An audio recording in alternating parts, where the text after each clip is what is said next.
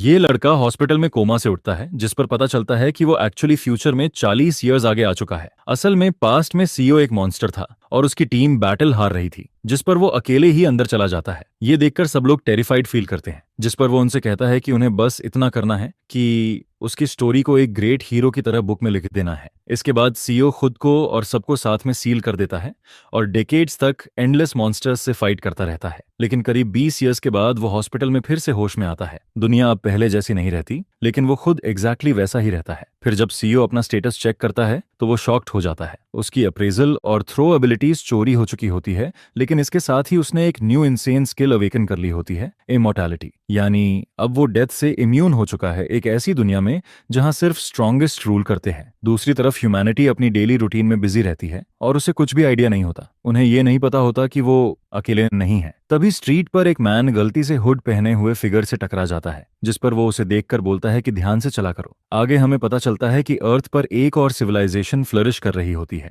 इसी के साथ ब्यूरर सिविलाइजेशन का एग्जिस्टेंस रिवील होता है। ये ह्यूमंस अंडरग्राउंड रहते हैं और सरफेस पर रहने वालों से पूरी तरह अलग एक इंडिपेंडेंट सिविलाइजेशन होती है। इसके बाद एक मैसिव एक्सप्लोजन के बीच ये सिविलाइजेशन सामने आती है। अचानक ब्यूरर सिविलाइजेशन के इन्वेजन से हर तरफ केओस फैल जाता है, जिस पर ह्यूमैनिटी एक्सटिंक्शन के डेंजर का सामना करने लगती है। ह्यूमंस जल्दी काउंटर अटैक करते हैं, लेकिन उनकी कोई भी वेपन उन्हें डैमेज नहीं कर पाती। ये क्रीचर्स अपनी मिस्टीरियस पावर्स से खुद को डिफेंड करते हैं और मिलिट्री ग्रेड वेपन्स तक को न्यूट्रलाइज कर देते हैं। लेकिन फिर धीरे धीरे सिचुएशन टर्न होने लगती है, क्योंकि ब्यूरर की स्ट्रेंज पावर्स ह्यूमंस को अफेक्ट करने लगती है और कुछ लोग स्पेशल पावर्स डेवलप कर लेते हैं जो एस्पर्स में ट्रांसफॉर्म हो जाते हैं। इसके बाद ये स्पेशल पावर वाले ह्यूमंस ब्यूरर के खिलाफ फाइट करना स्टार्ट करते हैं। वो अंडरग्राउंड सिविलाइजेशन के डंजन्स को एक एक करके डिफीट करते जाते हैं, जिससे ह्यूमैनिटी की होप की फ्लेम इग्नाइट होने लगती है। आखिरकार फाइनल डंजन का गेट ओपन होता है। स्प्रिंग 2005 में दुनिया के 7 बेस्ट एस्पर्स एक जगह गैदर होते हैं। वो फाइनल डंजन यानी बरोवर्स बेस पर अटैक करते हैं और लंबे वॉर का एंड कर देते हैं। इस कॉन्क्वेस्ट के बाद उन्हें ह्यूमैनिटी को सेव करने वाले 7 हीरोज कहा जाता है। उन्हें फेम मिलती है और वो लिमोजीन से उतरते हैं, जहां चारों तरफ कैमरा फ्लैशेस चल रहे होते हैं। पब्लिक और प्रेस उन्हें वेलकम करते हैं और उन्हें इमेंस वेल्थ और ऑनर मिलता है। लेकिन इन 7 में से एक पर्सन, सायोमेन याओप, कभी वापस नहीं आता है। 7 हीरोज का लीडर रिवॉर्ड्स एंजॉय नहीं कर पाता। उसके बदले उसके नाम पर एक स्टैच्यू अनवेल की जाती है। सर्वाइविंग हीरोज सेलिब्रिटीज बन जाते हैं और फॉलन हीरो एक लेजेंड बन जाता है, जिसके सम्मान में स्टैच्यू खड़ी होती है। फिर 17 इयर्स पास हो जाते हैं और एक नरेटर सोल के इंटरनेशनल बैटल अरीना में एक क्रिटिकल मोमेंट अनाउंस करता है। फ्रांस कोरिया के खिलाफ अपना अटैक लॉन्च कर चुका होता है, लेकिन कोरियन कॉम्पिटिटर्स रिएक्ट नहीं कर पाते। तभी नरेटर कल्प्रिट का नाम अनाउंस करता है, नेथन बर्नार्ड। वो अकेले ही अपोजिंग टीम को स्लॉटर कर रहा होता है। फ्रेंच प्लेयर अपने ओपोनेंट पर अटैक करता है और उसे जमीन पर पटक देता है। नेथन अकेले ही 6 किल्स सिक्योर कर लेता है। एक आदमी ब्रॉडकास्ट देखते हुए सोचता है कि इंटरनेशनल लीग बनने के बाद क्या कभी ऐसा प्लेयर एग्जिस्ट किया है। कमेंटेटर्स बताते हैं कि वो इस ईरा के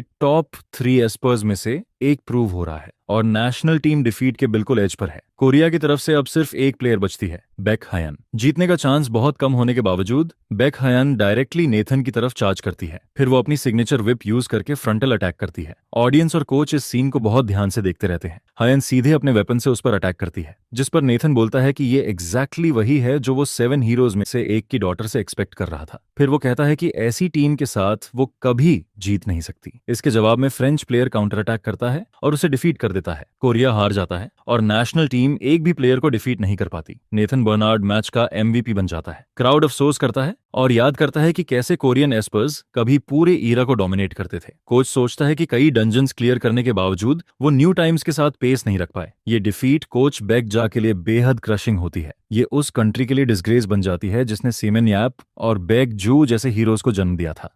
वो रेलिंग को कसकर पकड़ लेता है, टोटल डिफीट फेस करते हुए। कमेंटेटर्स मानते हैं कि स्ट्रॉन्ग टीम के खिलाफ होने के बावजूद गेम काफी पैथेटिक रहा है और वो पब्लिक की डिसअपॉइंटमेंट इमेजिन करते हैं। ऑनलाइन मैसेजेस में पब्लिक का गुस्सा साफ दिखाई देता है। लोग सवाल करते हैं कि 7 हीरोज में से एक होने के बावजूद कोच खुद कम्पीट क्यों नहीं करता। क्राउड बू करता है, इंसल्ट्स शाउट करता है और न्यू नेशनल टीम की डिमांड करता है, यह कहते हुए कि बेक हयान ही उनकी एकमात्र प्लेयर है। एक स्पेक्टेटर चिल्लाता है कि उसने ऐसा मैच देखने के लिए पैसे नहीं दिए थे। बेकजू, जो 7 हीरोज में से एक है, एम्प्टी गेम पॉड्स को देखते हुए इस मैस पर अफसोस करता है। नेशनल टीम के हेड कोच के रूप में उसका तीसरा गेम भी डिफीट में खत्म हो जाता है। प्लेयर मॉड्यूल से डिस्कनेक्ट करती है और बैटलफील्ड से कनेक्शन एंड हो जाता है। वो कहती है कि ऐसा लग रहा है जैसे क्राउड बोल रहा हो कि हान के अलावा सब रिप्लेसेबल है। इसके बाद वो खुद से पूछती है कि क्या कोरियन एस्पर्स की फेमस विल पावर और स्ट्रेंथ अब पास्ट की बात बन चुकी है। कोच हॉलवे में चलते हुए कहता है कि उनकी मेंटालिटी और स्किल लेवल दोनों लो है और बेस्ट लोग बहुत पहले ही जा चुके हैं। फिर वो खुद से मानता है कि बेस्ट इसलिए चले गए क्योंकि वो मर चुके हैं। वो हॉलवे के बीच में रुक जाता है, एक गहरी साई लेता है और योप का नाम बुलाता है। जे ऊपर देखता है और वॉल पर लगी एक ओल्ड फोटो को देखता रहता है। वो कहता है कि काश उसका फ्रेंड अभी भी अलाइव होता।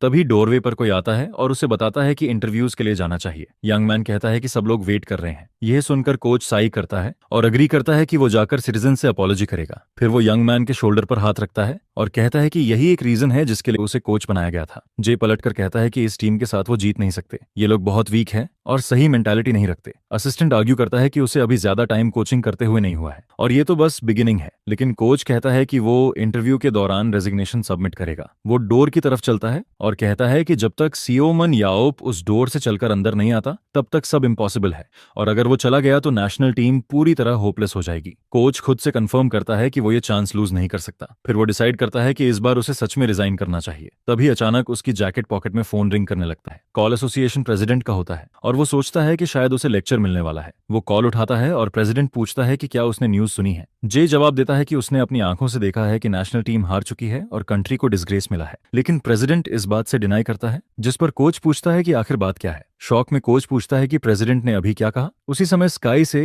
एक फिगर हाई स्पीड पर एक पोर्टल से गिरता है। वो फिगर एक क्राउडेड स्क्वायर के बीच में लैंड करता है और इम्पैक्ट से आसपास के लोग चौंक जाते हैं। ग्वांगवामन स्क्वायर में लोग चिल्लाते हैं कि आर्मर पहना हुआ कोई इंसान स्काई से एडमिरल यीजुन शिन और किंग सजांग द ग्रेट की स्टैच्यूज के पास गिरा है। तीसरी स्टैच्यू उस एक आदमी की होती है जिसने अपने 6 फेलो हीरोज को बचाने के लिए खुद को सैक्रिफाइस किया था और उसी ब्रोकन स्टैच्यू के बेस पर सियोमन याप बैठा हुआ दिखाई देता है। क्राउड उसे फिल्म करता है और आसपास के लोग उसका नाम चिल्लाते हैं, कंफर्म करते हुए कि वो सच में सियोमन याप ही है। फोन पर प्रेसिडेंट चिल्लाता है और पूछता है कि क्या वो डेफ है और उसे समझ क्यों नहीं आ रहा कि वो क्या बोल रहा है। स्टैच्यू के सामने, जो उसी के ऑनर में बनी होती है, हीरो अपना सिर धीरे धीरे उठाता है। प्रेसिडेंट बिग न्यूज अनाउंस करता है कि सियोप अलाइव वापस आ चुका है। फ्लैशबैक में सियोप अकेले शैडो क्रीचर्स की पूरी हॉर्ड का सामना करता है। वो एक मॉन्स्टर के पावरफुल ब्लो को अपनी शील्ड से पैरी करता है। काउंटलेस एनिमीज उसकी तरफ रश करते हैं, अटैक करने के लिए रेडी रहते हैं। वो खुद को आने वाले कॉम्बैट के लिए ब्रेस करता है। शैडो क्रीचर्स उसे घूरते हैं और फिर एक साथ आगे बढ़ते हैं। आखिरकार डंजन डोर्स उसके पीछे बंद हो जाते हैं। वो कंफर्म करता है कि डंजन डोर्स पूरी तरह सील हो चुके हैं। अकेले ही वो मॉन्स्टर्स की आर्मी और उनके मास्टर को कन्फ्रंट करता है, जिस पर वो आने वाली बैटल के लिए खुद को प्रिपेयर करता है। ऊपर से डंजन मास्टर उसे ऑब्जर्व करता है और फिर फाइट टिल डेथ के लिए चिल्लाता है। अचानक एक आदमी हॉस्पिटल बेड पर बैठ जाता है। वो जोर जोर से सांस लेने लगता है और बेड के एज पर बैठ जाता है। तभी एक वुमन रूम में एंटर करती है और कहती है कि वो आखिरकार जाग गया है। वो अपना हाथ सिर पर ले जाता है और पूछता है कि वो कहाँ है। नर्स बताती है कि वो हॉस्पिटल में है और पूछती है कि उसे कैसा फील हो रहा है। यह सुनकर वो कंफ्यूजन में रिएक्ट करता है। फिर उसे पता चलता है कि ईयर 2021 है, 2005 नहीं, जिस पर वो पूरी तरह शॉक्ड हो जाता है। एजिटेटेड होकर वो पूछता है कि उसने तो 2005 में फाइनल डंजन एंटर किया था। वुमन कहती है कि करंट सिचुएशन समझाने के लिए उसे एक्सप्लेनेशन चाहिए होगी। इसके बाद वो टेलीविजन ऑन करती है और उसे देखने को कहती है। न्यूज एंकर दिन की न्यूज प्रेजेंट करता है, जिसमें सियोमेनॉम याओप पर रिपोर्ट चल रही होती है। रिपोर्ट में अनाउंस होता है कि 7 हीरोज का लीडर 17 ईयर्स बाद अलाइव वापस आ चुका है। जर्नलिस्ट बताता है कि वो स्काई से गिरा था और अनकॉन्शियस मिला था, लेकिन इंजरीज माइनर थी। न्यूज में यह भी मेंशन होता है कि 17 ईयर्स में वो बिल्कुल एज नहीं हुआ है। एक्सपर्ट सस्पेक्ट करते हैं कि ये इंसिडेंट स्पेस टाइम डिस्टर्बेशन की वजह से हुआ है। रिपोर्ट खत्म होने के बाद वो पूछता है कि क्या सच में 17 ईयर्स पास हो गए हैं। उसके लिए तो ये सब 2005 था, बस कुछ डेज पहले। नर्स कंफर्म करती है और बताती है कि इसी वजह से बाहर बहुत कमोशन मचा हुआ है। फिर वो विंडो की तरफ इशारा करती है और वार्न करती है कि रिपोर्टर्स उसके आने के बाद से बाहर कैंप किए हुए हैं। वो जर्नलिस्ट की क्राउड को देखता है और सोचता है कि 17 ईयर्स बाद भी कुछ चीजें चेंज नहीं हुई हैं। फिर वो मिरर मांगता है, जिस पर नर्स कहती है कि वो लेकर आती है। नर्स उसे मिरर देती है और पूछती है कि क्या ये ठीक है। वो मिरर में देखता है और रियलाइज करता है कि वो बिल्कुल भी एज नहीं हुआ है। वो सोचता है कि 47 की एज में वो ऐसा दिख ही नहीं सकता और सवाल करता है कि क्या ये सच में 17 ईयर्स बाद की वर्ल्ड है। तभी उसे अचानक रियलाइजेशन होता है। वो घबराकर पूछता है कि उसका सारा पैसा कहाँ गया। नर्स बताती है कि उसकी विल के हिसाब से सब कुछ चिल्ड्रंस फंड को डोनेट कर दिया गया था। ये सुनकर वो डिस्पेयर में चला जाता है। फिर वो अपने हाउस के बारे में पूछता है, जिस पर नर्स बताती है कि वो अब सोमन याउप्स हाउस नाम का म्यूजियम बन चुका है। इसके बाद वो कार के बारे में पूछता है जो चैरिटी ऑक्शन में सेल कर दी गई थी। यह सुनकर वो पूरी तरह टूट जाता है। वो कंक्लूड करता है कि वो म्यूजियम में रह नहीं सकता और अब वो होमलेस और पेनीलेस हो चुका है। स्मान याप अफसोस करता है कि अगर उसे पता होता तो वो अपने लिए कुछ बचा लेता। नर्स उसे रियश्योर करती है और कहती है कि कोई उसे अबैंडन नहीं करेगा और मिस्टर बाइक जेजो पहले ही कांटेक्ट कर चुके हैं। वो वार्न करती है कि वो जल्द हॉस्पिटल पहुंचने वाले हैं। वो अग्री करता है और नर्स कहती है कि वो उसे अकेला छोड़ रही है और जरूरत पड़ने पर बेल बजाने को कहती है। अपनी आंखों से सब देखने के बाद भी वो इस पर बिलीव नहीं कर पाता। वो डिसाइड करता है कि डिटेल्स वो बाद में जे से पूछेगा। अभी के लिए वो अपनी फिजिकल हेल्थ चेक करने का सोचता है। फिर वो अपनी स्कैनर आइज एबिलिटी एक्टिवेट करता है। यही वो एबिलिटी थी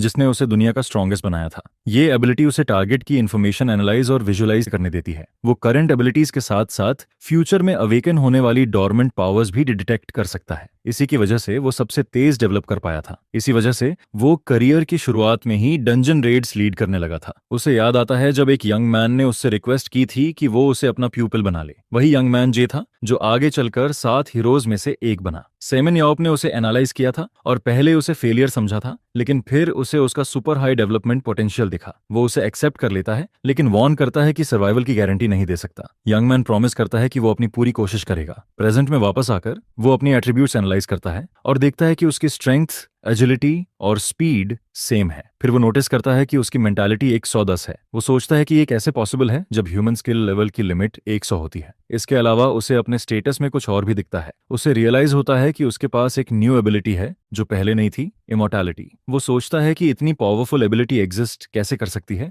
क्योंकि न्यू एबिलिटी स्पेशल सिचुएशंस में डेवलप होती है। फिर वो अंदाजा लगाता है कि शायद ये उसे लास्ट डंजियन फाइट में मिली होगी। तभी एक लाउड नॉइजन उसकी सोच को इंटरप्ट करता है। वो आवाज की तरफ टर्न करता है जब कोई उसे यॉब कहकर बुलाता है। डोर पर अचानक बिग जो दिखाई देता है। सोमयाओप सामने खड़े आदमी को देखता है और पूछता है कि क्या वो जे है। आंखों में आंसू लिए जे कहता है कि वो सच में वापस आ गया है। याप कमेंट करता है कि वो काफी वीक हो गया है। जे अपने आंसू पोंछता है और कहता है कि ये इसलिए है क्योंकि सब कुछ पीसफुल रहा है। बाद में रूफटॉप पर याप पूछता है कि क्या उसने रोना बंद किया। जे कहता है कि जब वो बूढ़ा हो जाएगा तब बंद करेगा। आंसू अपने आप निकल आते हैं, जिस पर याप कहता है कि वो अभी यंग है और इन चीजों के बारे में कुछ नहीं जानता। फिर याप टॉपिक चेंज करता है और पूछता है कि क्या उसने अपना प्रॉमिस रखा। जे पूछता है कि कौन सा प्रॉमिस।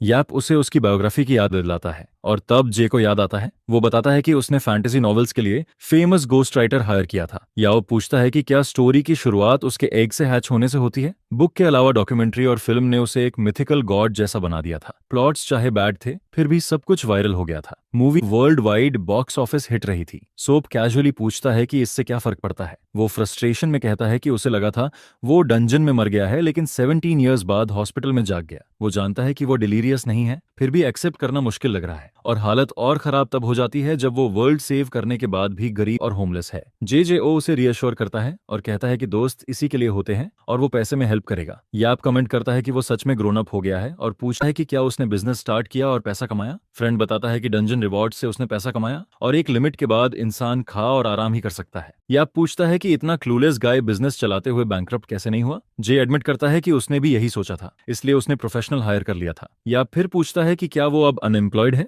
जे डिनाई करता है और कहता है कि उसके पास जॉब है। क्यूरियस होकर याप पूछता है कि वो क्या करता है। जे रिवील करता है कि वो नेशनल टीम का हेड कोच है। याप पूछता है कि उसने ये इतना धीरे क्यों कहा और वो किस तरह का कोच है। जे उसे थोड़ा वेट करने को कहता है। फिर वो अपना फोन दिखाता है जिसमें एक मैच चल रहा होता है और उसे देखने को कहता है। याप फोन की इमेजेस देखता है और पूछता है कि क्या ये वही डंजन्स नहीं है जिन्हें उन्होंने रेड किया था और क्या वो डिसअपियर नहीं हो चुके थे। फ्रेंड एक्सप्लेन करता है कि ये वर्चुअल रियलिटी स्पोर्ट है जिसे बैटल ग्राउंड कहते हैं। जाहो बताता है कि वर्चुअल रियलिटी डंजन्स बनाए जाते हैं और 2 टीम्स उस फील्ड पर फाइट करती है स्पोर्ट के तौर पर। वॉर के बाद एस्पर्स को इस न्यू बिजनेस में यूज किया गया जो सबसे पॉपुलर स्पोर्ट बन गया। याप कहता है कि ये तो बच्चों का खेल लगता है। फ्रेंड जवाब देता है कि ऐसा नहीं है, क्योंकि बेस्ट प्लेयर्स में कुछ ऐसे हैं जो 7 हीरोज के बराबर फाइट कर सकते हैं। Battle ground world cup ranking एक नेशन की प्राइड होती है। याप पूछता है कि कोरिया की रैंकिंग क्या है। जे इस सवाल से शॉक्ड हो जाता है और पूछता है कि क्या वो बूढ़ा होकर डेफ हो गया है। फिर वो कोरिया की रैंकिंग दोहराता है। याप आर्ग्यू करता है कि कोरिया के पास तो कई स्ट्रॉन्ग एस्पर्स थे, तो रैंकिंग हाई होनी चाहिए।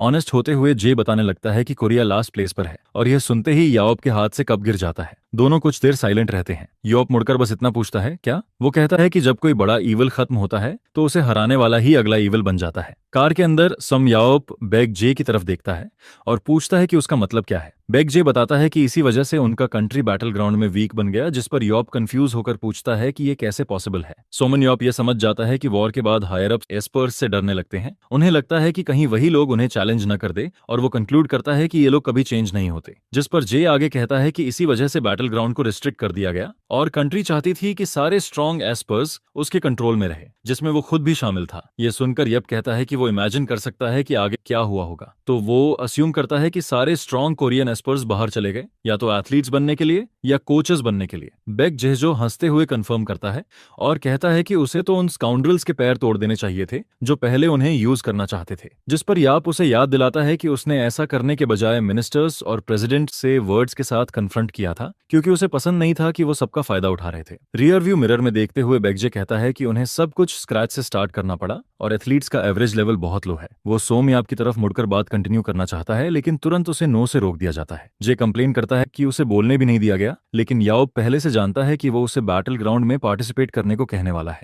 और ओल्डर मैन इंसिस्ट करता है कि प्राइम एज में किसी का यूं वेस्ट होना गलत है। सीमेन याओप जवाब देता है कि ये वेस्ट नहीं है, और वो अब एस्पर की लाइफ नहीं जीना चाहता, क्योंकि उसने वो लाइफ लास्ट डंजन में ही खत्म कर दी थी। लेकिन जाहो इंसिस्ट करता है कि अब तो ये सिर्फ एक स्पोर्ट है। इसके जवाब में याप कहता है कि उसने कभी खुद को रिस्पॉन्सिबल फील ही नहीं किया, और पूछता है कि क्या वो ऐसा लगता है जो दूसरों के लिए फाइट करेगा। याप एक्सप्लेन करता है कि जब वो यंग था तब सर्वाइवल के लिए फाइट करता था, और एस्पर बनने के बाद रिकॉग्निशन के लिए जीता रहा, और अब आखिर में वो पूछता है कि क्या वो अब अपने लिए भी नहीं जी सकता। वो आगे कहता है कि मीडिया हेडलाइंस से पागल हो जाएगी कि दुनिया का सेवियर वापस आया है कोरिया को बचाने, और सब लोग उससे एक्सपेक्टेशंस बांध लेंगे। बेग जे पूछता है कि क्या वो ऑनेस्टली बैटल ग्राउंड में इंटरेस्टेड नहीं है। साइमन याप साफ मना कर देता है और कहता है कि उसे यह सर्कस जैसा लगता है, इसलिए वो इसे हेट करता है। एक साई के साथ जे कहता है कि वो समझता है और अब कुछ किया नहीं जा सकता। याप उसे चुपचाप देखता रहता है, लेकिन बेग जे कहता है कि नेशन के एस्पर्स लॉस्ट कॉज नहीं है।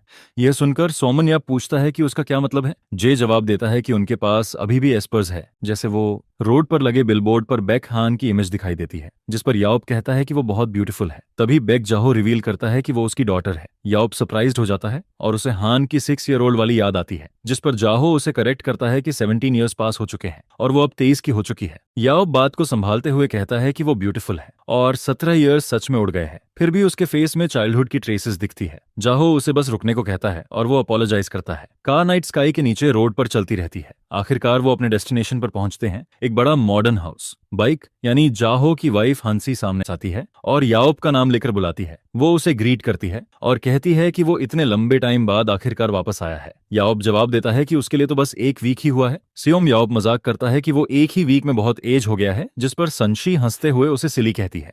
वो अपने हस्बैंड से कहती है कि वो ड्राइविंग से टायर्ड होगा, लेकिन जाहो कहता है कि ये उस फ्रेंड के लिए सबसे कम है जिसे वो 17 ईयर्स से डेड समझ रहा था। कपल को देखते हुए याओप सोचता है कि अब ये सब उसे धीरे धीरे रियल फील होने लगा है और वो सच में सर्वाइव करके वापस आ गया है। वो रियलाइज करता है कि ये एक पीसफुल वर्ल्ड है जहां वॉर्स और डंजन्स नहीं है, और उस हाउस के सामने खड़े होकर वो सोचता है कि अब वो अपनी लाइफ के साथ क्या करेगा। फिलहाल वो डिसाइड करता है कि थोड़ा रिलैक्स करेगा और रिमोट कंट्रोल उठा लेता है। सोफा पर लेटकर सुमन याप सोचता है कि क्या कुछ अच्छा चल रहा है। तभी स्क्रीन पर कुछ देखकर वो सडनली सरप्राइज्ड हो जाता है। वो उठकर बैठ जाता है और स्टेयर्स टू हेल का रीप्ले देखकर सेलिब्रेट करता है। एंडिंग जानने के लिए क्यूरियस हो जाता है। क्लेंच्ड फिस्ट्स के साथ वो बोलता है, ये वही है। फिर यायोप डिक्लेयर करता है कि यही रीजन है जिसके लिए वो सर्वाइव हुआ। तभी बेगजू रूम में एंटर करता है और उसे ये कहते हुए सुनता है कि वो पूरी सीरीज स्नैक्स के साथ बिंज वॉच करने वाला है। वो आगे कहता है कि वो 2005 से अब तक की सारी शोज देखेगा।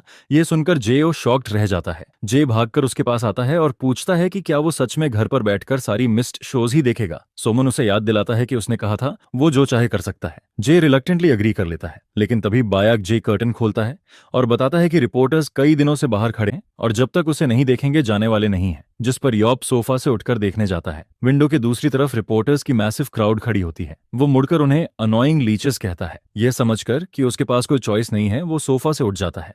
आखिरकार सेओमुन याओब जे को ऑर्डर देता है कि अगले दिन रिपोर्टर्स को गैदर करे। वो जोड़ता है कि वो उन्हें बस ये बताने के लिए बुलाएगा कि वो उसकी लाइफ से बाहर निकल जाए। अगले दिन एक लार्ज बिल्डिंग में प्रेस कॉन्फ्रेंस शुरू होने से पहले कैमरास फ्लैश करने लगते हैं। सेओन याओप और बायाक जे जो स्टेज पर आते हैं और रिपोर्टर्स कमेंट करते हैं कि वो काम लग रहा है और इवेंट उम्मीद से जल्दी हो गया। अनाउंसर प्रेस कॉन्फ्रेंस की शुरुआत डिक्लेयर करता है और याओप फ्लैशेस का सामना करता है। माइक्रोफोन पकड़कर वो खुद को इंट्रोड्यूस करता है और कहता है कि जैसा सब देख रहे हैं वो वापस आ चुका है और ये सिचुएशन उसके लिए भी उतनी ही क्यूरियस है जितनी उनके लिए। साइड में खड़ा जहो राहत की सांस लेता है और सोचता है कि इस बार वो सिचुएशन सही हैंडल कर रहा है। लेकिन याप आगे कहता है कि वो बिल्कुल ग्रेटफुल नहीं है और सब अपने क्वेश्चंस पूछ ले और फिर उसकी लाइफ से निकल जाए। यह सुनकर जाहो रियलाइज करता है कि वो बिल्कुल भी चेंज नहीं हुआ है और अनाउंस करता है कि क्वेश्चंस 1 बाय 1 लिए जाएंगे। फाइनल डंजन से वापसी के बारे में पूछे जाने पर स्मान याप कहता है कि उसे कोई आइडिया नहीं है, वो बस हॉस्पिटल में जाग गया। अगला क्वेश्चन आता है तो वो डिनाई करता है कि उसे लास्ट 17 ईयर्स की कोई मेमोरी है। वो कहता है कि उसका बाकी हीरोज से कोई कांटेक्ट नहीं रहा और वो अपनी एसेट्स वापस लेने का कोई प्लान नहीं रखता। वो नेक्स्ट क्वेश्चन के लिए कहता है और हाथ उठाए हुए रिपोर्टर की तरफ पॉइंट करता है। रिपोर्टर पूछता है कि क्या उसने बैटल ग्राउंड के बारे में सुना है कोच बक जी के साथ। यॉप कंफर्म करता है कि उसने सुना है। फिर रिपोर्टर पूछता है कि क्या वो बैटल ग्राउंड प्लेयर बनने वाला है। क्राउड में विस्पर्स शुरू हो जाते हैं। बिग जो बस ऑब्जर्व करता है क्योंकि यही क्वेश्चन वो एक्सपेक्ट कर रहा था। सोमन योब साफ जवाब देता है कि उसे बिल्कुल भी इंटरेस्ट नहीं है। रिपोर्टर रीजन पूछता है। योब बस कहता है कि उसे इंटरेस्ट नहीं है। रिपोर्टर उसे प्रोवोक्स करता है और पूछता है कि क्या उसे कॉन्फिडेंस की कमी है। स्क्रीन पर स्मानिया पॉइंट करता है और कहता है कि वहां सिर्फ उसके सिर के बालों की कमी है। वो कहता है कि बैटल ग्राउंड उसे फन नहीं लगता और वो लोगों के एंटरटेनमेंट के लिए क्लाउन नहीं बनेगा। याब कहता है कि उम्मीद है सबकी क्यूरियोसिटी सेटिस्फाई हो गई होगी क्योंकि वो अब किसी भी तरह का हरासमेंट नहीं चाहता। इसके बाद वो फेयरवेल कहता है। जैसे ही वो जाने के लिए मुड़ता है बेक जाहो सबको आने के लिए थैंक्स कहता है, लेकिन तभी एक रिपोर्टर उन्हें रुकने को कहता है और एक आखिरी क्वेश्चन पूछने की परमिशन मांगता है। वो बताता है कि जेरल्ड वॉकर नाम के प्लेयर ने उसे अक्यूज किया है कि याओप उसके लेवल का नहीं है और पूछता है कि वो इस बारे में क्या सोचता है। सोमन यॉब कुछ देर चुप रहता है और बस जेरल्ड वॉकर का नाम रिपीट करता है। रिपोर्टर एक्सप्लेन करता है कि वो यूनाइटेड स्टेट्स का फेमस प्लेयर है जिसे टैंकर पोजीशन का प्राइड कहा जाता है। यायोब पूछता है कि क्या वो स्ट्रॉन्गेस्ट प्लेयर है। रिपोर्टर जवाब देता है कि टॉप पर 3 ग्रेट प्लेयर्स हैं। फ्रांस से नेथन बर्नार्ड, आयरलैंड से रॉय मायर और जर्मनी से डैनियल मैंस। वो क्लैरिफाई करता है कि वॉकर स्किल्ड है लेकिन टॉप 3 में नहीं आता। स्मान याब साई करता है और कहता है कि वो समझता है कि 17 ईयर्स पास हो चुके हैं। फिर वो कैमरा की तरफ देखकर वॉकर को मैसेज देता है कि अगर वो टॉप 3 में भी नहीं है तो ज्यादा कोकी न बने। वो आगे कहता है कि अगर बैटल ग्राउंड के बजाय फाइट करनी है तो सामने आकर मिले। फिर यॉप अपनी फिंगर उठाता है और डिक्लेयर करता है कि वो उसे पर्सनली बैकयार्ड में बेरी करेगा। कहीं और एक बड़े टेलीविजन स्क्रीन पर यह ब्रॉडकास्ट चल रहा होता है। प्लेयर एजेंसी का सीईओ जकेरी वुड वॉकर से पूछता है कि क्या उसने ये सुना। तभी एक हाथ रिमोट कंट्रोल को क्रश कर देता है। वॉकर वुड का नाम लेकर चिल्लाता है और आखिर में वो ऑर्डर देता है कि तुरंत कोरिया के लिए जेट प्रिपेयर किया जाए। यूनाइटेड स्टेट्स के खिलाफ एक ऑफिशियल मैच अनाउंस हो जाता है। बाइक जे फोन पर सवाल करता है कि यह सब इतना अचानक कैसे हो सकता है। सीमेन याप नॉइज को लेकर कंप्लेन करता है और बाइक जाहो से बाहर जाने को कहता है, जिस पर वो अग्री कर लेता है। याप फिर कंप्लेन करता है कि उसे टीवी की आवाज सुनाई नहीं दे रही थी और पूछता है कि आखिर हो क्या रहा है, जिस पर बाइक जाहो उसे बताता है कि 2 हफ्ते बाद मैच है। यह सुनकर याप बस इतना कहता है कि उसे कोई फर्क नहीं पड़ता। बिग जे उस पर ब्लेम डालता है और जर्ल्ड वॉकर का नाम लेता है। सेयो मोमेन याओप पूछता है कि वो पर्सन कौन है। बिग जे उसे याद दिलाता है कि वही है जिसे उसने बैकयार्ड में बेरी करने का प्रॉमिस किया था। तब जाकर सीमेन याओप को याद आता है। वो कहता है कि पब्लिक ह्यूमिलिएशन के बाद से वो आदमी फ्यूरियस है, लेकिन स्योमन याओप को वो पेटी लगता है। बेक जे एक्सप्लेन करता है कि क्योंकि वो याओप से फाइट नहीं कर सकता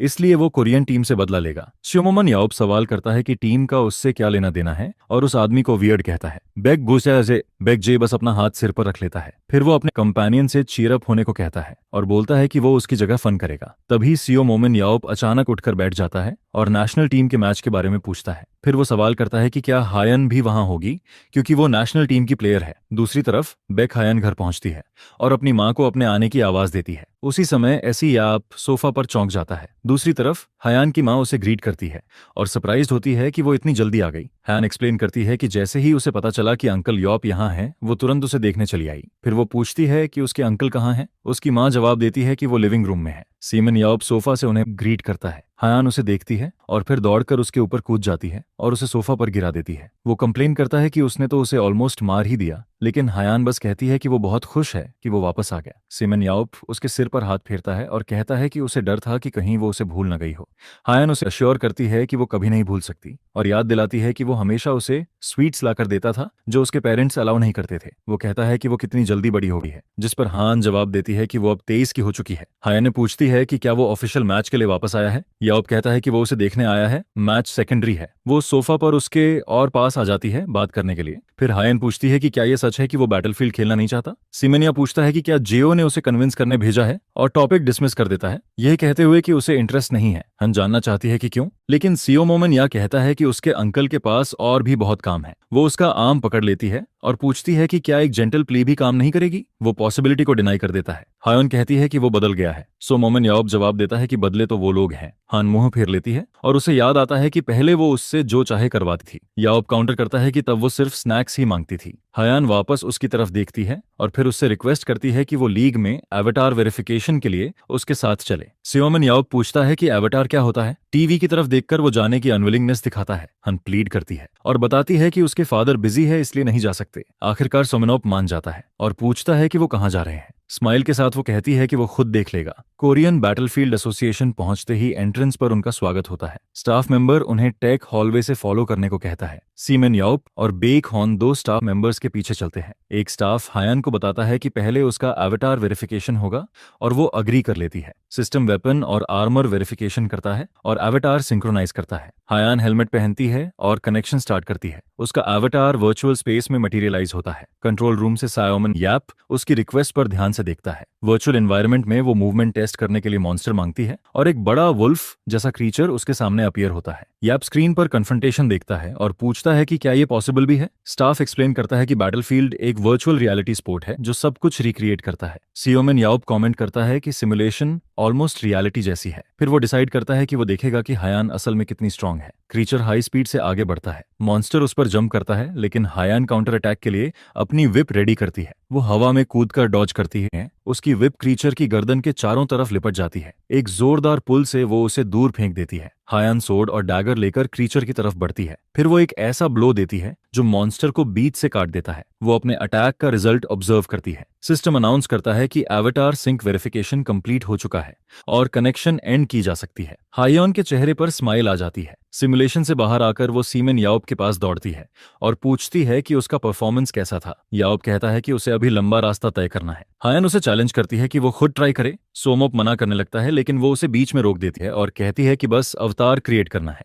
वो कहती है कि उसने उसकी स्ट्रेंथ के बारे में सुना है, लेकिन वो अपनी आंखों से देखना चाहती है। हायन आगे कहती है कि जब वो फाइनली इतनी बड़ी हुई कि उसे फाइट करते देख सके, तब तक वो जा चुका था। वो उसे देखते हुए चुप हो जाती है। कुछ पल की साइलेंस के बाद स्योमन याओप साइज करता है और अग्री कर जाता है। वो कहता है कि वो सिर्फ एक बार टेस्ट करेगा उसके रिक्वेस्ट पर। यह सुनकर हान बहुत खुश हो जाती है। स्टाफ मेंबर आगे आता है और पूछता है कि क्या सुमन याओप भी टेस्ट देगा। वो एक्सप्लेन करता है कि नॉर्मली एवेटार टेस्ट से पहले सारे एट्रीब्यूट्स मेजर करने होते हैं, लेकिन क्योंकि ये ऑफिशियल मैच नहीं है इसलिए सीधे टेस्ट हो सकता है। सियोमन याओप पूछता है कि क्या वो जैसे है वैसे ही एंटर कर सकता है। स्टाफ बताता है कि वो एम्प्टी हैंडेड और ट्रैक सूट में होगा। फिर वो सजेस्ट करता है कि वो वेपन ले ले। दो लोग बड़ी मुश्किल से स्पीयर और शील्ड लाते हैं। सीमैन याओप इक्विपमेंट पकड़ता है और उसे अलग और बहुत लाइट पाता है। स्टाफ एक्सप्लेन करता है कि बैटलफील्ड में यही स्टैंडर्ड है। याओप कहता है कि ठीक है और टेस्ट चेंबर में एंटर करता है। सियोमन याओप कहता है कि स्पीयर ही इनफ है और टेस्ट स्टार्ट करने को कहता है। सिमुलेशन के अंदर वो वर्चुअल डंजन में एंटर करने की तैयारी करता है और डिसाइड करता है कि इसे ट्राई करेगा। सिस्टम सिमेन याओप का डेटा स्कैन करता है और उसका अवतार क्रिएट करना स्टार्ट करता है। स्टाफ पूछता है कि क्या वो उसे सुन पा रहा है। सोएमओपी वर्चुअल टेस्ट रूम की रेप्लिका में मटेरियलाइज होता है। वो कहता है कि ये फील्ड डंजन पोर्टल से गुजरने जैसा है। स्टाफ कंफर्म करता है कि कोई सिंक्रोनाइजेशन इशू नहीं होगा। हायन उसे गुड लक विश करती है। स्ट्रेच करते हुए वो उसी तरह का मॉन्स्टर मांगता है जैसा हायोन ने फेस किया था। स्टाफ अग्री करता है। बटन प्रेस होता है और क्रीचर अरीना में मटेरियलाइज होने लगता है। एक जायंट क्रीचर उसके सामने आता है और स्मान याओप उसे सलाबून के रूप में रिकॉग्नाइज करता है। वो नोटिस करता है कि ये थोड़ा डिफरेंट है। स्टाफ एक्सप्लेन करता है कि ये स्पेशल मॉन्स्टर है जिसे सिर्फ ऑरा से डिफीट किया जा सकता है। वो बताता है कि स्ट्रॉन्गेस्ट वर्जन बनाने के लिए सारे डेटा यूज किए गए हैं। सलाबून उसकी तरफ एडवांस करता है, लेकिन सीओएम याओप अटैक डोडज कर लेता है। फिर वो क्रिएचर को घूर कर देखता है। सीओएम याओप स्पीयर को यूजलेस समझकर एक तरफ फेंक देता है। फिर वो स्टांस लेता है और मॉन्स्टर की तरफ एक सिंगल ब्लो लॉन्च करता है। कंट्रोल रूम में हियन और स्टाफ डिसबिलीफ में सीन देखते हैं। स्टाफ पूछता है कि क्या उसने फोरहेड पर फ्लिक मारकर मॉन्स्टर को डिफीट कर दिया। सिमन याओप इसे कोई बड़ी बात नहीं मानता। कंट्रोल रूम का आदमी कहता है कि सालाबून को हराना इतना इजी नहीं होता। सोमेनोव कहता है कि एक और ओपोनेंट भेजो, उसे कुछ टेस्ट करना है। न्यू क्रीचर मटेरियलाइज होता है और एनवायरनमेंट उसे टेस्ट के लिए परफेक्ट लगता है। वो कंप्लेन करता है कि मॉन्स्टर उसे वार्म अप भी नहीं करा पाया। वो पूछता है कि क्या और कुछ नहीं है जो वो कर सकता है। तभी एक आवाज उसे वर्ल्ड्स बेस्ट एस्पर कहकर बुलाती है। फॉरेन लैंग्वेज सुनकर सोमोव पीछे मुड़ता है। कंट्रोल रूम में सिस्टम अलर्ट पर चला जाता है और सब लोग सोचने लगते हैं कि आखिर हो क्या रहा है। स्टाफ मेंबर पैनल के जरिए सिचुएशन को कंट्रोल करने की डेस्परेटली कोशिश करता है। तभी स्क्रीन पर वार्निंग आती है कि unauthorised external connection attempt detect हुआ है। अचानक पैनल से एक झटका लगता है और वो आदमी पीछे की तरफ उछल जाता है। अरीना में फ्लेम्स के बीच एक नया वॉरियर अपीयर होता है जिसके हाथ में एक्स और शील्ड होते हैं। न्यूकमर जमीन पर लैंड करता है और सायो मोमन याप से पूछता है कि क्या फाइट का ऑफर अभी भी ऑन टेबल है। सोमन याप उसे चुपचाप घूरता रहता है। वॉरियर उसे प्रोवोक करता है और कहता है कि वो इसलिए चुप था क्योंकि उसे लगा ही नहीं था कि वो सच में आ जाएगा। फिर वो डिक्लेयर करता है कि वो यही प्रूव करेगा कि 7 हीरोज का टाइटल सिर्फ एक लेबल है। वॉरियर हाई स्पीड से सेओमन याओप की तरफ अटैक करता है। याओप बस सामने आते अटैक को कामली देखता रहता है। जोरदार ब्लो जमीन पर लगता है जिससे पूरा एरिया कांप जाता है। शील्ड टूटने के बाद वॉरियर पूछता है कि उसका ओपोनेंट कहां चला गया। तभी पीछे से एक आवाज आती है और पूछती है कि क्या वो डर गया है। सीमेन याओप अचानक पीछे अपीयर होता है और कहता है कि नहीं। फिर वो बोलता है कि अब ये फाइनली एक डिसेंट टेस्ट होगा। वो अपना स्पीयर उठाता है और फाइट के लिए पोजीशन लेता है। अरीना में दोनों ओपोनेंट्स एक दूसरे को डिस्टेंस से घूरते रहते हैं। कंट्रोल रूम में बेयन पूछती है कि आखिर हो क्या रहा है। कोई उसे कहता है कि वरी करने की जरूरत नहीं है। तभी कंट्रोल रूम का डोर खुलता है। हायन और स्टाफ मेंबर एंट्रेंस की तरफ देखते हैं।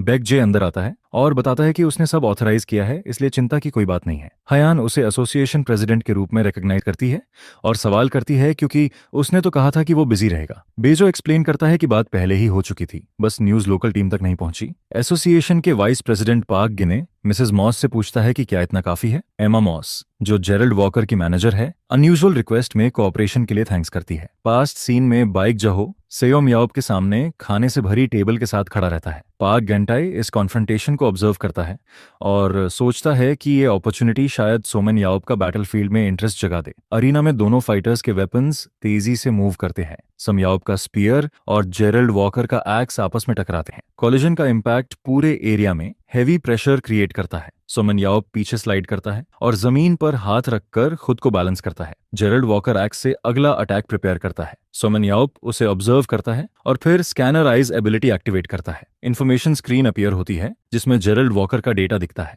एनालिसिस रिवील करता है कि उसकी स्ट्रेंथ और एंड्योरेंस मैक्सिमम पर है, जो उसे टैंक रोल के लिए परफेक्ट बनाती है। शोमन याप कंक्लूड करता है कि उसका ओपोनेंट दिखने से कहीं ज्यादा स्ट्रांग है। जेरल्ड वॉकर पूछता है कि वो फाइट करने के बजाय बस घूर क्यों रहा है। स्माइल के साथ शोमन याओप उसकी स्ट्रेंथ एक्नॉलेज करता है। तभी उसे कुछ याद आता है उस एबिलिटी के बारे में जो उसने एक्वायर की थी। वो डिसाइड करता है कि हॉस्पिटल में मिली नई पावर को इसी ओपोनेंट पर टेस्ट करेगा। सोमन याओप हाई स्पीड से स्पीयर लेकर आगे बढ़ता है। जेरल्ड वॉकर अटैक एंटिसिपेट करता है, लेकिन याओप उसके चेहरे से कुछ इंचेस पहले ही रुक जाता है। वॉरियर कंफ्यूज होकर पूछता है कि वो ठीक सामने आकर क्यों रुक गया। सायोमान याओप बस उसे करीब से घूरता है और फिर कहता है कि वो उसे कुछ फन दिखाएगा। जमीन पर हाथ रखकर वो एक ऐसा ब्लो देता है जिससे आसपास की जमीन टूट जाती है। कंट्रोल रूम में हियोन अपने अंकल का नाम पुकारती है। जेरल्ड वॉकर पूछता है कि वो खड़ा क्यों रहा और डॉज क्यों नहीं किया। वो ऑब्जर्व करता है कि सोमन याओप जानबूझकर रुका, जैसे मरना चाहता हो। सोमन याओप इम्पैक्ट को फील करता है। तभी एक मैसिव अटैक सीधे जेरल्ड वॉकर को हिट करता है। फोर्स से वो पीछे उड़ जाता है। अरीना का फ्लोर टूट जाता है और एक ऑब्जेक्ट उसमें धंसा होता है।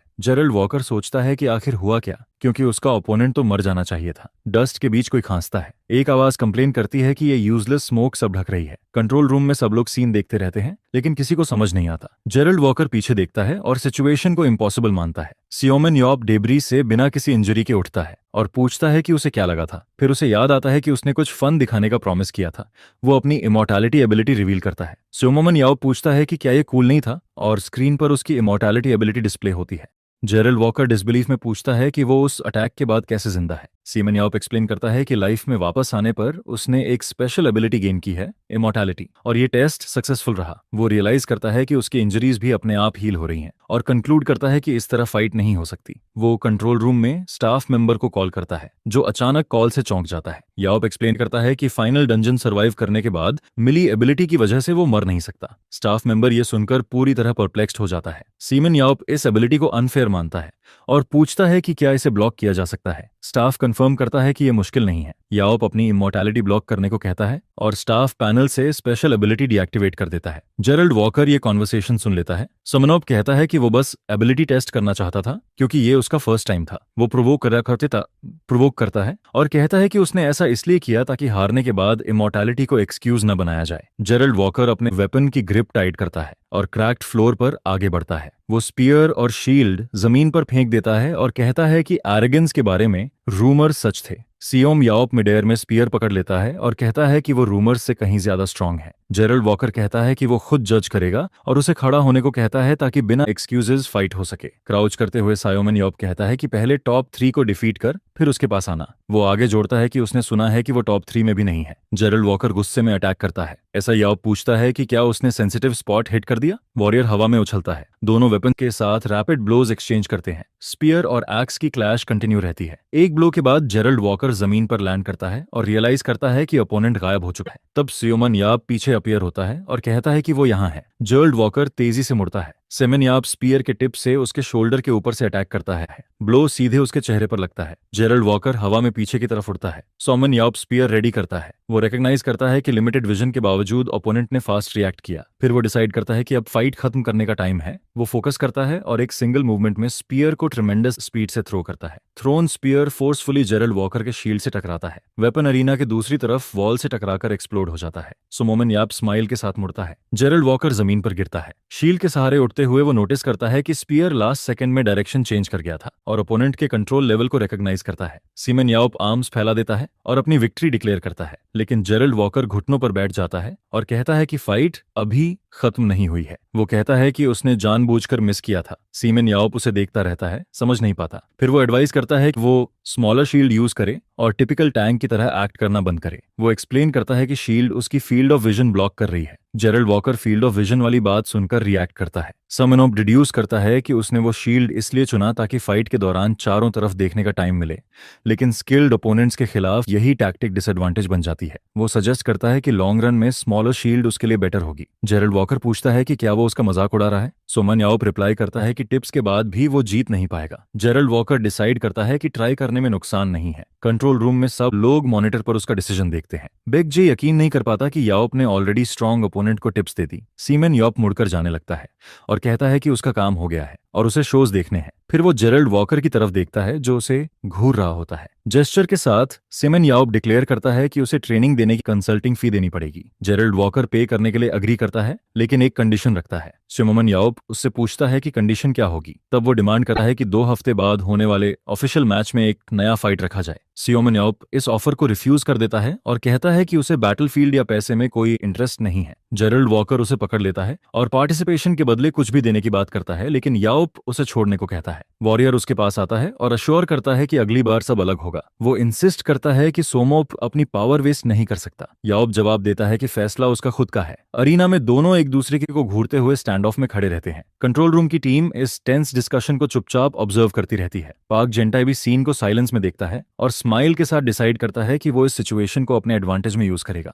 दूसरी तरफ एक वुमन टीवी पर ड्रामा ध्यान से देख रही होती है। काउच पर लेटा सोमोप भी सीन फॉलो कर रहा होता है और कैरेक्टर्स के फेट पर सवाल कर रहा होता है। तभी अर्जेंट न्यूज के लिए प्रोग्राम इंटरप्ट हो जाता है। वो उठकर बैठ जाता है और कंप्लेन करता है कि सबसे बेस्ट पार्ट पर ही इंटरप्शन हो गया। एंकर अनाउंस करता है कि स्मान याओप बैटलफील्ड में पार्टिसिपेट नहीं करेगा, लेकिन जेरल्ड वॉकर के साथ रीसेंट डिस्कशन ने शायद उसका माइंड चेंज कर दिया है। रिपोर्टर अनोनिमस इन्फॉर्मेंट का जिक्र करता है जिसने कॉन्फ्रंटेशन की वीडियो भेजी थी। अमेरिकन टीम की कंडीशन रिवील होती है कि अगर वो कोरिया को 11-0 से हरा देते हैं तो सम याओप फ्रेंडली मैच में पार्टिसिपेट करेगा। एंकर आगे रिपोर्ट करता है कि सियोमन योप ने ऑलरेडी कंडीशन एक्सेप्ट कर ली है। यह सुनकर वो शॉक्ड हो जाता है और खड़ा होकर पूछता है कि उसने कब ऐसा अग्रीमेंट एक्सेप्ट किया। कोरियन बैटलफील्ड्स एसोसिएशन के हेडक्वार्टर्स में प्रेसिडेंट ऑफिस का डोर अचानक खुल जाता है। एक आदमी अंदर घुसता है और पूछता है कि ये सब क्या चल रहा है। वो पाक गिंटे एसोसिएशन प्रेसिडेंट के डेस्क तक पहुंचता है, जबकि दूसरा आदमी उसे रोकने की कोशिश करता है। वो डिमांड करता है कि अनोनिमस टिप देने वाला कौन है और धमकी देता है कि वो उसे अपने हाथों से मार देगा। फिर वो अपने फोन पर वीडियो दिखाता है और कंप्लेन करता है कि उसमें वो पार्ट कट कर दिया गया है जहां उसने प्रपोजल रिजेक्ट किया था। जब वो लीक करने वाले को पकड़ने की कसम खा रहा होता है, तब प्रेसिडेंट अपनी चेयर से उठता है। पाक गेंते फॉर्मली बाव करता है और सियोमन याओप से इंसिडेंट के लिए अपॉलॉजी करता है। वो एक्सप्लेन करता है कि अमेरिकन एसोसिएशन की रिक्वेस्ट को वो रिफ्यूज नहीं कर सकता था क्योंकि वॉकर के साथ अच्छे रिलेशंस और मीडिया प्रेशर थे। सोमोप सिचुएशन को समझता हुआ लगता है लेकिन फिर भी हेजिटेट करता है। तभी पार्क गेंटे उसका शोल्डर पकड़ता है और उसे वरी न करने को कहता है। वो रिवील करता है कि उसने इनकन्वीनियंस अवॉइड करने के लिए एक प्लान बनाया है और पार्टिसिपेशन के लिए एक कंडीशन प्रपोज करता है। कंडीशन ये होती है कि अगर अमेरिकन टीम बिना किसी डेथ के जीत जाती है तब सियोमन याप फ्रेंडली मैच में पार्टिसिपेट करेगा। वो अश्योर करता है कि वरी की कोई बात नहीं है क्योंकि कोरियन टीम बेस्ट नहीं है। यह सुनते ही सोम याओप एक्सप्लोड कर जाता है और कहता है कि उसे बैटलफील्ड में कोई इंटरेस्ट नहीं है और वो बार बार परेशान क्यों किए जा रहे हैं। लेकिन प्रेसिडेंट कहता है कि ये कंडीशन प्रैक्टिकली इम्पॉसिबल है, इसी वजह से सब एग्री हो गए थे। पार्क गेंते सेमेन याओप का कॉलर पकड़ लेता है और उनकी फ्रेंडशिप का वास्ता देकर फेवर मांगता है। वो प्रॉमिस करता है कि सारे प्रॉफिट्स याओप की फेवरेट चिल्ड्रन चैरिटी को डोनेट किए जाएंगे और उसे कम से कम ट्राई करने को कहता है। स्मान याओप अनॉयड होता है लेकिन उनकी लॉन्ग स्टैंडिंग फ्रेंडशिप के बारे में सोचता है। रिलक्टेंटली वो एक्सेप्ट कर लेता है लेकिन वॉर्न करता है कि ये सिर्फ एक बार होगा। पार्क जेंटी खुशी से भर जाता है। प्रेसिडेंट ग्रैटिट्यूड में उसे किस करने के लिए झुकता है लेकिन याओप उसे पुश कर देता है और कहता है कि ठीक है। फिर वो कंडीशन रखता है कि अगर किसी भी अमेरिकन प्लेयर की डेथ हुई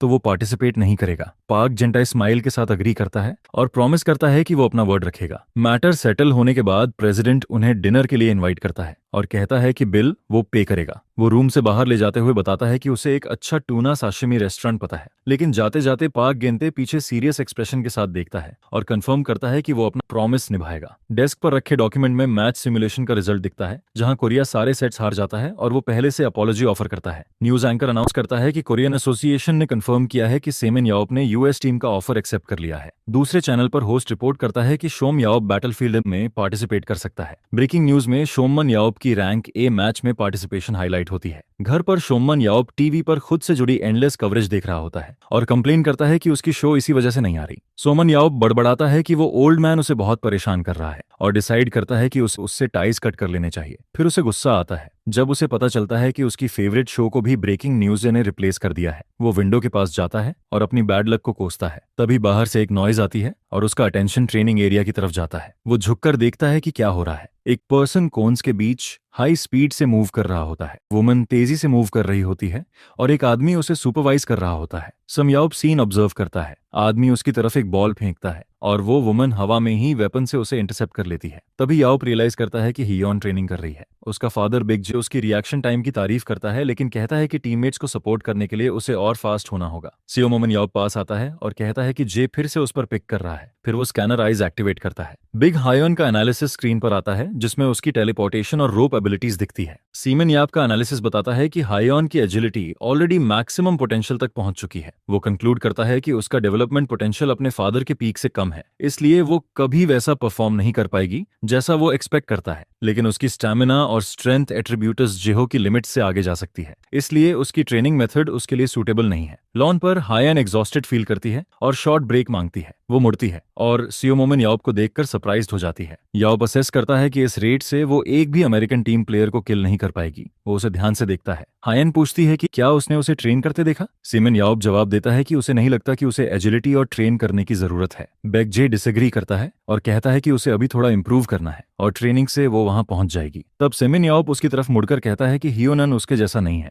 वो एडवाइस करता है कि एगिलिटी और स्पीड ट्रेनिंग बंद कर दे क्योंकि उसकी लिमिट उसकी जैसी नहीं है। वो आगे कहता है कि उसकी एजिलिटी और विप यूसेज ऑलरेडी पीक पर है। ऐसा याप एक्सप्लेन करता है कि उसके पास स्पीड एबिलिटीज है लेकिन वो और उसका फादर अलग है। फिर वो हायन की तरफ देखता है जो क्यूरियोसिटी से उसे देख रही होती है। वो पूछता है कि विप से ओपोनेंट को स्नेयर करने के बाद वो क्या करती है। वो जवाब देती है कि वो उन्हें बैलेंस से बाहर खींचती है, कीडिसिने या टीममेट्स की तरफ फेंक देती है। सियो मोमन याओप कहता है कि यह गलत है और उसे उन्हें फिनिश करना चाहिए। सोमन याओप एक्सप्लेन करता है कि सिर्फ फादर की स्टाइल यूज करना उसके लिए इनएफिशिएंट है क्योंकि उसके पास कोई नहीं है जो जॉब फिनिश करे। वो उसकी विप और सोर्ड ले लेता है और कहता है कि वो दिखाएगा कि कैसे किया जाता है और ये मुश्किल नहीं है। वो ट्रेनिंग डमी के पास जाता है। एक स्मूथ मोशन में वो विप से टारगेट को लासो करता है। वो एक्सप्लेन करता है कि ओपोनेंट स्नेयर होते ही तुरंत एडवांस करना चाहिए। एक पल में वो सोर्ड से डमी को बीच से काट देता है। वो हायन और उसके फादर की तरफ मुड़कर पूछता है कि क्या उन्हें समझ आया। दोनों चुप रहते हैं सीन ऑब्जर्व करते हुए। वो कहता है कि सिर्फ विप से कोई नहीं मरता, उसे स्ट्रेंथ और सोर्ड ट्रेनिंग की जरूरत है। सीमेन यॉप उसका स्टांस क्लोज कॉम्बैट में चेंज करता है और पूछता है कि ट्रेनर को समझ आया या नहीं। वो सजेस्ट करता है कि 500 स्ट्रेंथ एक्सरसाइज से स्टार्ट करें।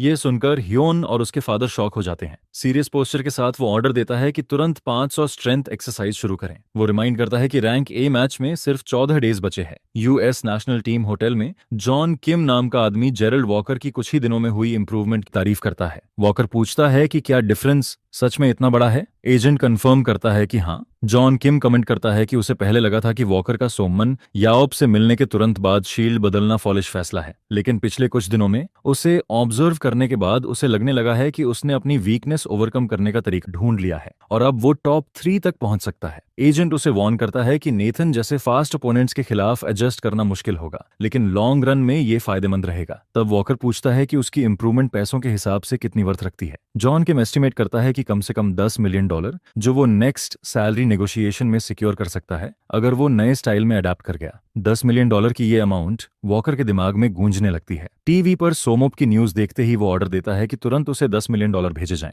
एजेंट शॉक्ड हो जाता है, लेकिन वॉकर एक्सप्लेन करता है कि ये कंसल्टिंग फी है। वो अपना हाथ आगे बढ़ाता है और कहता है कि वो उसे बैटलफील्ड तक घसीट कर ही ले आएगा। वो वॉल को टच करता है और सेमेनॉप से कहता है कि थोड़ा और वेट करे। सोल इंटरनेशनल बैट स्टेडियम में मैच शुरू होता है। आखिरकार कोरिया और यूएसए के बीच हिस्टोरिक रैंक ए मैच का दिन आ जाता है। 2 कमेंटेटर्स ब्रॉडकास्ट शुरू करते हैं और पब्लिक की एंजाइटी को एक्सप्रेस करते हैं। उनमें से एक कहता है कि सोमेन यॉप और अमेरिका के बीच ड्रीम कॉन्फ्रंटेशन का फैसला आज ही होगा। इसके बाद वो कोरियन टीम की फुल लाइनअप प्रेजेंट करता है जो अरीना में फाइट करने वाली है। कैमरा फिर यूनाइटेड स्टेट्स टीम के सभी मेंबर्स को दिखाता है। बेकियन को कोरियन टीम के क्लोज कॉम्बैट फाइटर और एस के रूप में इंट्रोड्यूस किया जाता है। दूसरी तरफ जेरल्ड वॉकर अमेरिकन टीम के टैंक और एस के तौर पर स्टैंड आउट करता है। सायोपाईपी स्टैंड से मैच देख रहा होता है और कमेंटेटर हायोन के न्यू पोजीशन में फर्स्ट मैच को हाईलाइट करता है। कैमरा का फोकस सोमन याओप के फेस पर शिफ्ट होता है। अनाउंस किया जाता है कि मैच का डंजन एक एंशिएंट कासल होगा जिसे स्केलेटन्स गार्ड कर रहे होंगे। प्लेयर्स के रास्ते में पहला बॉस स्केलेटन वॉरियर होगा, सेकंड फ्लोर पर डेथ नाइट मिलेगा और फाइनल फ्लोर पर ड्रैगन वॉन और लिच उनका इंतजार कर रहे होंगे।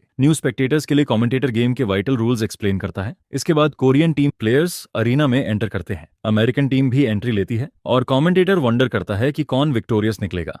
अनाउंसर डिक्लेयर करता है कि पहला गेम शुरू होने वाला है। दोनों टीम्स डंजन में रश करती हैं। अमेरिकन टीम जल्दी स्केलेटन्स के ग्रुप से एनकाउंटर करती है। वॉकर आगे बढ़ते मॉन्स्टर्स का सामना करता है। परफेक्टली सिंक्रोनाइज्ड मूवमेंट्स के साथ हंट शुरू होती है और वॉकर पहला स्केलेटन डिस्ट्रॉय कर देता है। कमेंटेटर ऑब्जर्व करता है कि अमेरिकन टीम की मोबिलिटी कंपैरेटिवली स्लो है, लेकिन हंट खत्म करने के बाद उनकी डिफेंस इम्पेनेट्रेबल रहती है। हॉन अपना वेपन फर्मली पकड़ती है, एक्ट करने के लिए रेडी रहती है। अमेरिकन टीम का डिस्क्रिप्शन चलते चलते कोरियन टीम हाई स्पीड से आगे बढ़ती है। तभी कमेंटेटर स्ट्रैटेजी देखकर सरप्राइज एक्सप्रेस करता है। कोरियन टीम स्केलेटन्स को अटैक किए बिना आगे बढ़ती जाती है। वो सेकंड एरिया के मॉन्स्टर्स को भी इग्नोर करके दौड़ती रहती है। बेक जे अपनी टीम को रश करते देखता है और सोचता है कि उन्हें बस आगे बढ़ते रहना है। उसे लगता है कि अगर प्लान वर्क कर गया तो जीत का चांस बन सकता है। कमेंटेटर एक्सप्लेन करता है कि कोरिया जो नॉर्मली लॉन्ग गेम खेलती है अब अग्रेसिव प्लान के साथ सीधे बॉस की तरफ जा रही है। रिस्क बहुत हाई है, लेकिन सक्सेस उन्हें ह्यूज हंटिंग पॉइंट्स दिला सकता है। बॉस को डिफीट करने से फर्स्ट फ्लोर कुछ मिनट्स में क्लोज हो जाएगा, जिससे अमेरिकन टीम की प्लानिंग डिस्टर्ब हो सकती है। ठीक इसी मोमेंट पर कोरियन टीम का आइकॉन बॉस तक पहुंच जाता है। Korean team first floor boss skeleton warrior से एनकाउंटर करती है। हायन और बेक जू बैटल के लिए प्रिपेयर करते हैं। उधर अमेरिकन टीम का एक प्लेयर वॉकर से वेट करने को कहता है क्योंकि अनएक्सपेक्टेड सिचुएशन आ गई है। वॉकर पॉलवर्ड से पूछता है कि रिकॉनेसेंस कंप्लीट हुई या नहीं और फिर पूछता है कि ये अनएक्सपेक्टेड सिचुएशन क्या है। प्लेयर रिपोर्ट करता है कि Korean team first floor boss को हंट करना शुरू कर चुकी है। अनयूजुअल स्ट्रैटेजी अपनाते हुए एक टीममेट सजेस्ट करता है कि फर्स्ट फ्लोर क्लोज होने से पहले सेकंड फ्लोर की तरफ रश किया जाए, लेकिन वॉकर डिसाइड करता है कि हंट एंड करके बॉस एरिया की तरफ ही बढ़ा जाए। वो एक फीमेल टीममेट की तरफ देखता है और कहता है कि वो फास्ट नहीं है, इसलिए उसे उसकी एबिलिटी बोरो करनी पड़ेगी। कोरियन टीम स्केलेटन वॉरियर को डिफीट करने ही वाली होती है। वो आगे बढ़ते हैं और बिलीव करते हैं कि हायोन उसे फिनिश कर देगी। लीडर ऑर्डर देता है कि सब अपनी पोजीशन होल्ड करे और उसे कवर दे जब वो जंप करे, लेकिन तभी कुछ हाई स्पीड से उसकी तरफ एडवांस करता है। उसे रिएक्ट करने का बेरली टाइम मिलता है। तभी वॉकर सीधे उसे हिट करता है। वो पीछे की तरफ उड़ जाती है और सोचती है कि वो अचानक कहां से आ गया। कोरियन टीम वॉकर की सडन अपीयरेंस पर रिएक्ट करती है। बेक जाहो समझ जाता है कि उसने टीममेट की एबिलिटी यूज करके खुद को हवा में लॉन्च किया और इतनी जल्दी पहुंच गया। इम्पैक्ट उसे डंजन वॉल से टकरा देता है और नोटिफिकेशन में हायन की डेथ अनाउंस हो जाती है। वॉकर एडमिट करता है कि बॉस पर फोकस करने वाली स्ट्रैटेजी बुरी नहीं थी, लेकिन वो कहता है कि इवन अगर प्लान सक्सीड भी करता, आउटकम चेंज नहीं होता। अमेरिकन टीम के बाकी मेंबर्स स्केलेटन वॉरियर के पीछे पहुंच जाते हैं और वीकेंड बॉस पर अटैक करना शुरू करते हैं। नोटिफिकेशन अनाउंस करता है कि फर्स्ट फ्लोर बॉस डिफीट हो चुका है और एरिया 10 मिनट्स में क्लोज हो जाएगा। वॉकर डिसाइड करता है कि अब मैच एंड करने का टाइम है। अमेरिकन प्लेयर्स आगे बढ़ते हैं और कोरियन टीम के बचे हुए मेंबर्स पर अटैक करते हैं। कमेंटेटर नरेट करता है कि सडन अपीयरेंस के बाद अमेरिकन टीम ने ब्लिंक ऑफ एन आई में ओपोनेंट्स एलिमिनेट कर दिए। कोरियन टीम बॉस फाइट हार जाती है और कंप्लीट अनाइलेशन के करीब पहुंच जाती है। वॉकर फाइनल ब्लो प्रिपेयर करता है। लास्ट कोरियन प्लेयर जमीन पर पड़ा होता है, रिएक्ट करने की हालत में नहीं होता। वॉकर उसे भी एलिमिनेट कर देता है। स्कोरबोर्ड दिखाता है कि अमेरिकन टीम ने फर्स्ट सेट परफेक्ट 11-0 से जीत लिया है। हायन कॉरिडोर में चलती हुई सोचती है कि फिर से वही हो गया। वो एक डोर के सामने रुकती है और डिफीट को लेमेंट करती है। फिर वो डोर से झांकती है और खुद को ब्लेम करती है कि अंकल की हेल्प के बावजूद उसे फाइट करने का चांस नहीं मिला। तब एक आदमी सबका अटेंशन मांगता है और कहता है कि उसे कुछ कहना है। हायन उसे सरप्राइज होकर देखती है। सोमोना कहता है कि मैच देखते वक्त उसकी आंखें सिर से बाहर आने वाली थीं, इसलिए बेहतर होगा कि वो उसकी एडवाइस फॉलो करे। जब एक प्लेयर ये मेंशन करने लगता है कि उनका कोच बेक जे है, तो याप उसे चुप रहने को कहता है। याप एक्सप्लेन करता है कि वो ऐसा इसलिए कर रहा है क्योंकि इस रेट पर तो उसे खुद टीम के साथ compete करना पड़ जाएगा। वो आगे कहता है कि टीम ने विनिंग प्ले ट्राई किया था, लेकिन स्किल की कमी की वजह से सक्सीड नहीं कर पाए और उनका एवरेज लेवल ओपोनेंट से बहुत नीचे है। वो क्लियरली कहता है कि करंट स्किल लेवल के साथ उनकी जीत की प्रोबेबिलिटी एग्जैक्टली 0% है, लेकिन वो ये भी कहता है कि बिना फाइट गिव अप करना शेमफुल होगा, इसलिए वो उन्हें कम से कम इतना सिखाएगा कि वॉकर को कैसे गिराया जाए। सोमन एक्सप्लेन करना शुरू करता है कि मार्था बोर्न का पैलेस एक डंजन है जिसे उसने और करंट एसोसिएशन डायरेक्टर ने यंग एज में टारगेट किया था। वो कहता है कि डंजन बहुत डिफिकल्ट नहीं था, लेकिन थर्ड लेवल की बोन्स काफी अनोइंग थी। लेकिन टीम के स्किल लेवल को देखकर उसे लगता है कि वहां तक पहुंचना मिरेकल होगा, इसलिए वो उन्हें उसी गेम पर फोकस करने को कहता है जो वो अभी हार चुके हैं। फिर वो कमेंट करता है कि फर्स्ट सेट में यूज की गई स्ट्रैटेजी पूरी तरह गलत नहीं थी, लेकिन ये तभी काम करती जब वो दिए गए टास्क्स प्रॉपर्ली कंप्लीट कर पाते। प्लेयर्स की तरफ पॉइंट करते हुए वो वैनगार्ड पोजीशंस के बारे में बोलना शुरू करता है। वो क्रिटिसाइज करता है कि टीम सीधे बॉस रूम में चली गई बिना ओपोनेंट की पोजीशनिंग स्काउट किए। रियर गार्ड को वैनगार्ड गिरते ही कवर देना चाहिए था, लेकिन जब हायान वॉकर से मारी गई तब सब लोग वहीं खड़े रह गए। वो कहता है कि 11-0 से बार बार हारने की वजह यही है कि उन्होंने बेसिक्स तक मास्टर नहीं किए। वो सिर हिलाता है और कहता है कि उसे यकीन नहीं हो रहा कि ये नेशनल टीम है और उसे जेओपी के लिए बुरा लगता है। फिर वो मुड़कर कहता है कि फर्स्ट सेट के बारे में कहने को अब कुछ नहीं बचा है। वो सीधे पॉइंट पर आता है और कहता है कि अब वो सेकंड सेट की स्ट्रैटेजी बताएगा। इसके साथ ही सेकंड सेट शुरू हो जाता है। गेम स्टार्ट होते ही अमेरिकन टीम आगे बढ़ती है और 2 हिस्सों में स्प्लिट हो जाती है। वो 6-5 फॉर्मेशन यूज करने वाले होते हैं, जिसमें फास्टर ग्रुप पहले हंटिंग ग्राउंड सिक्योर करता है। वॉकर सेकंड ग्रुप को लीड करता है और हंट पर फोकस रखता है। ये स्ट्रैटेजी टीम के एस प्लेयर्स की एबिलिटीज का पूरा फायदा उठाती है। ऑडियंस में पब्लिक कोरियन टीम की प्ले देखकर सरप्राइज रिएक्ट करती है। कमेंटेटर एक्सप्लेन करता है कि बेक हायान अचानक डिसअपीयर हुई और फिर वापस आ गई। इसके बाद पूरी कोरियन टीम फिर से डंजन में दौड़ने लगती है। कमेंटेटर्स नई टैक्टिक पर सवाल करते हैं क्योंकि कोरिया हमेशा डिफेंसिव स्ट्रैटेजीज यूज करती आई है और हायोन की अनएक्सपेक्टेड पोजीशन चेंज को हाईलाइट करते हैं। सोमन याप स्माइल के साथ ये सब देखता है और कहता है कि वो अच्छा कर रहे हैं। वो आगे वॉच करता रहता है क्योंकि प्लान तभी काम करेगा जब वो उसकी इंस्ट्रक्शंस एग्जैक्टली फॉलो करेंगे, तभी उन्हें ओपनिंग मिलेगी। हायोन आगे बढ़ती है, इस बार सक्सेस इंश्योर करने के लिए रेडी रहती है। अमेरिकन वैनगार्ड का एक प्लेयर कॉर्नर पर रुककर स्काउटिंग करता है। वो वॉकर को इन्फॉर्म करता है कि उसे आसपास कोरियन टीम दिखाई नहीं दे रही है। वो अस्यूम करता है कि डंजन सिंगल पाथ का है, इसलिए कोरियन टीम मैच के सेकंड हाफ पर फोकस कर रही होगी। वॉकर को साफ समझ आ जाता है कि फर्स्ट सेट की डिजास्टर के बाद उन्होंने अपना गेम प्लान चेंज कर लिया है। वो अपनी पोजीशन होल्ड करता है, ये जानते हुए कि इस रेट पर बस टाइम की बात है जब सोमन योप अरीना में एंटर करेगा। तब वॉकर के पीछे केव वॉल पर कुछ टूटता है। वो सरप्राइज में पीछे मुड़ता है अब किस अर्धेतमकी और पूछता है कि ये आवाज क्या थी। तब डंजन वॉल पर एक बड़ा एक्सप्लोजन होता है। डेब्री के बीच से पूरी कोरियन टीम उड़ती हुई बाहर निकलती है। वो लैंड करते ही अमेरिकन टीम को क्विकली सराउंड कर लेते हैं। अमेरिकन टीम शॉक्ड रह जाती है और वॉकर सोचता है कि वो यहाँ पहुंचे कैसे। फ्लैशबैक में सोमन याप स्काउट्स को पहले जाने का ऑर्डर देता है और होन को सबसे फास्ट होने की वजह से ओपोनेंट की सिचुएशन चेक करने को कहता है। वो आगे कहता है कि अगर वॉकर के ग्रुप में 5 से कम प्लेयर्स हो तो कोई भी मॉन्स्टर या बॉस किल नहीं करना है। यह सुनकर टीम सरप्राइज्ड रह जाती है। वो एक्सप्लेन करता है कि सबको पता है मार्था बोर्न का पैलेस 1 वे पाथ वाला डंजन है, लेकिन वो सीक्रेट पैसेज के बारे में रिवील करता है जिसमें टेलीपोर्टेशन पॉइंट है एम्बुश के लिए परफेक्ट। वो हायोन को इसे यूज करने का ऑर्डर देता है। एंट्रेंस देखने में नॉर्मल वॉल जैसा होता है, लेकिन सेओमेन याओप कहता है कि वो उन्हें बताएगा कि उसे कैसे ढूंढना है। उस पैसेज के थ्रू वो अमेरिकन टीम की पोजीशन तक बिना डिटेक्ट हुए पहुंच सकते हैं। वो ऑल 11 को उसी रोड से रश करने का ऑर्डर देता है और हंट के लिए स्प्लिट हुई अमेरिकन टीम पर अटैक करने को कहता है। प्रेजेंट में वापस कोरियन टीम एक्सप्लोजन के बीच से निकलती है और अमेरिकन टीम पर रियर से अटैक करती है। हयान एक अमेरिकन प्लेयर के सामने लैंड करती है और सीमेन याओप की इंस्ट्रक्शन क्लियर रहती है। वॉकर से फाइट करते वक्त टीम को उसके लेग्स एम करने हैं। फ्लैशबैक में हयान टैक्टिक पर सवाल करती है, लेकिन याओप एक्सप्लेन करता है कि करंट कंडीशन में उसके लेग्स वीकर है। वो डिटेल में बताता है कि स्मॉलर शील्ड पर स्विच करने से उसका ज्यादा एरिया एक्सपोज हो गया है और वो अभी फुली यूज्ड टू नहीं हुआ है। नो कैजुअलिटीज का प्रेशर, एम्बुश और एस्पर के साथ डायरेक्ट कॉन्फ्रंटेशन अमेरिकन टीम के लिए प्रॉब्लम बनने वाला है। शिमोमान याओप टीम से कहता है कि उस पर ट्रस्ट करे और उसकी इंस्ट्रक्शंस फॉलो करे। प्रेजेंट में हायन अपने अंकल को हेल्प के लिए थैंक करती है। कोरियन टीम अमेरिकन के फॉर्म लेने से पहले ही एडवांस कर जाती है और हायन को टीम सपोर्ट से पावर मिलती है। एक टीममेट अपनी पावर चैनल करके सीधे उसे ट्रांसफर करता है। वो वॉकर की तरफ एडवांस करती है, लेकिन वॉकर अटैक डिफेंड करता है और 2 कोरियन प्लेयर्स को एलिमिनेट कर देता है। तभी उसे रियलाइज होता है कि हायन टेलीपोर्टेशन यूज करके उसे बाईपास कर चुकी है। असल टारगेट अमेरिकन टीम का सपोर्ट होता है, जिस पर वो पीछे से अटैक करती है। नोटिफिकेशन आता है कि बेक हायोन ने 2 एलिमिनेशन सिक्योर कर ली है। वॉकर समझ जाता है कि रियल टारगेट रियर सपोर्ट था। वो फिर अटैक करता है और एक और कोरियन प्लेयर को गिरा देता है। 3rd एलिमिनेशन लेने के बाद वॉकर वैनगार्ड को तुरंत रिटर्न करने का ऑर्डर देता है। करंट सिचुएशन में 3 अमेरिकन प्लेयर्स के अगेंस्ट 8 कोरियंस होते हैं, क्योंकि वैनगार्ड को लौटने में टाइम लगेगा। वॉकर कहता है कि ऐसी टीम इजी पिकिंग्स है और एक्स से अटैक करता है। वो स्पिन करता है और एक और ओपोनेंट एलिमिनेट करता है। अपनी 4th किल सिक्योर करते हुए